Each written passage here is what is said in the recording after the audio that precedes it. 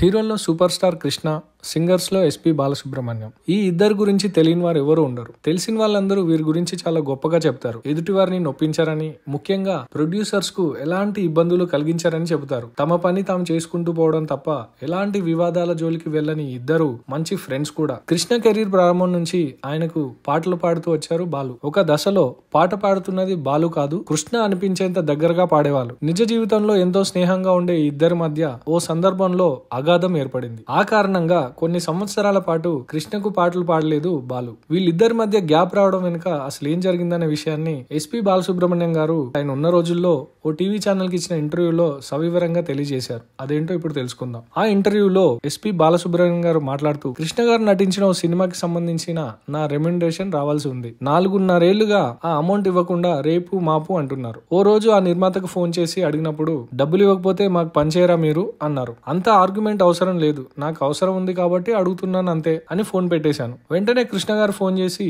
మీరు పాడకపోతే నా సినిమాలు రిలీజ్ కావు అన్నారంట అన్నారు. బుద్ధున్నాడు ఎవడైనా అలా మాట్లాడతాడా? నా తత్వం ఏమిటో మీకు తెలుసు. మీకు ఇలా ఎవరు చెప్పారో నాకు తెలియదు అన్నాను. మీరు పాడకపోతే నా సినిమాలు ఆడవనుకుంటున్నారా అన్నారు. నేను పాడకపోయినా మీ సినిమాలు ఆడుతాయి, వేరే సింగర్స్ కి కూడా అవకాశం వస్తుంది. అలాగే మీరు నాకు ఇవ్వకపోయినా నాకు పాటలు ఇచ్చే వాళ్ళు ఉన్నారు. ఈ చిన్న విషయం గురించి మన స్నేహాన్ని పాడు చేసుకోవద్దు అన్నాను. లేదు మీ డబ్బు పంపించేస్తున్నాను. గతంలో నీ మిత్రుడి సినిమాలో యాక్ట్ చేయమని చెప్పారు. అతను నాకు 20,000 బ్యాలెన్స్ ఉన్నాడు, అది కూడా వెంటనే పంపించండి అని ఫోన్ పెట్టేశారు. వెంటనే నేను 20,000 పంపించేశాను. ఆయన నాకు పంపాల్సిన 800కు చెక్ రాసి పంపించేశారు. నిజంగా ఆయన చాలా గొప్ప వ్యక్తి. అలాంటి హీరో దొరకడం చాలా కష్టం. ప్రొడ్యూసర్ ఇబ్బందుల్లో ఉన్నారంటే డబ్బు తీసుకునే వాళ్ళే కాదు, సినిమా బాగా ఆడితే ఇస్తారులే అనేవారు. అలా ఎంతో మంది నిర్మాతలు డబ్బు ఇవ్వకపోయినా పట్టించుకునేవారు కాదు సూపర్ స్టార్ కృష్ణ. ఈ రోజుల్లో అలాంటి హీరో ఎవరున్నారు? ఇది జరిగిన తర్వాత చాలా సందర్భాల్లో కలుసుకున్నాం, కానీ టాపిక్ మాత్రం ఎప్పుడు మాట్లాడుకోలేదు. అయితే దాదాపు 3 సంవత్సరాల పాటు ఆయనకు నేను పాట పాడలేదు.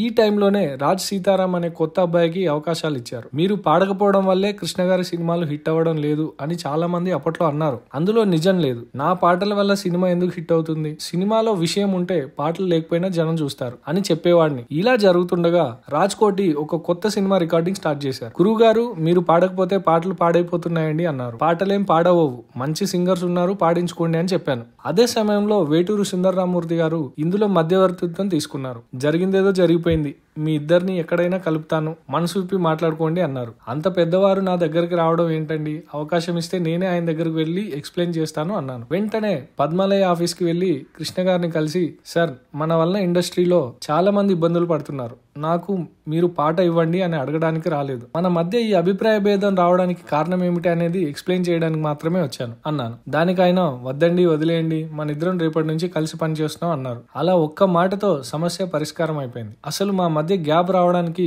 కారణం ఏంటి, అసలు ఏం జరిగిందనే విషయం ఇప్పటి వరకు ఆయన నన్ను అడగలేదు, నేను కూడా చెప్పలేదు. కృష్ణ గారు గొప్ప వ్యక్తిత్వం ఉన్నవారు. నా కెరీర్ ప్రారంభమైన కొన్ని సంవత్సరాల తర్వాత పాటలు బాగా పాడుతున్న సమయంలో తమ్ముడు రామకృష్ణ ఇండస్ట్రీకి వచ్చారు. మొదట నాగేశ్వరరావు గారికి పాట పాడారు. ఆ తర్వాత రామారావు గారు, శోభన్ బాబు గారు, కృష్ణంరాజు గారు, ఇలా అందరూ రామకృష్ణతో పాడిస్తున్నారు. అప్పుడు నాకు అవకాశాలు బాగా తగ్గాయి. అలాంటి టైంలో కృష్ణ గారు నన్ను సపోర్ట్ చేస్తూ సంవత్సరానికి 4-5 సినిమాలు అవకాశాలు ఇచ్చారు. అన్ని పాటలు మీరే పాడండి అన్నారు. అలా నేను సింగర్ గా ఎదగడంలో సూపర్ స్టార్ కృష్ణ గారు నాకు ఎంతో హెల్ప్ చేశారంటూ హీరో కృష్ణతో తనకున్న అనుబంధం గురించి తెలియజేశారు ఎస్పీ బాలసుబ్రహ్మణ్యం గారు. సో దీన్ని బట్టి అర్థం అవుతుంది అనమాట అసలు కృష్ణ గారు వ్యక్తిత్వం ఎలా ఉండేది, ఆయన మనుషుల్ని ఎలా ట్రీట్ చేసేవాళ్ళు, ప్రొడ్యూసర్స్ ని ఎలా ఆదుకునేవాళ్ళు, ఒకవేళ గొడవలు ఏదైనా జరిగినా ఆయనే మళ్ళీ ఎలా సర్దుకుపోయేవాడు అనేది ఈ యొక్క ఇన్సిడెంట్స్ తో మనకు తెలుస్తుంది అనమాట. That is super star Krishna. ఈ వీడియో మీకు నచ్చితే లైక్ చేయండి, షేర్ చేయండి, తప్పకుండా మన ఛానల్ ని సబ్స్క్రైబ్ చేసుకోండి.